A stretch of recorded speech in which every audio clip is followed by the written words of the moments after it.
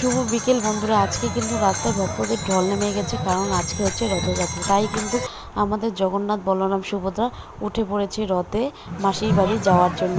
তাই কিন্তু আজকে রাস্তায় কিন্তু সমাগম হয়েছে অনেক, আর ভক্তদের ঢল নেমে গেছে এই রথযাত্রা দেখার জন্য। এই রথ কিন্তু হচ্ছে তুফানগঞ্জ শহরের মদনমোহন বাড়ির রথ ঐতিহ্যবাহী রথ।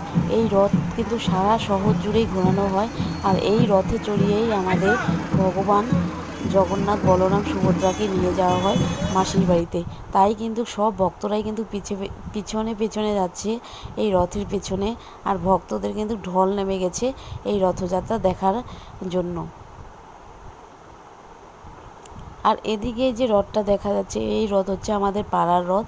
এই রথও কিন্তু সারা শহর ঘোরানো হয়, ঘুরিয়ে তারপর আমাদের ভগবান জগন্নাথ বলরাম সুভদ্রাকে এই রথে চড়িয়ে কিন্তু মাসির বাড়িতে নিয়ে যাওয়া হচ্ছে।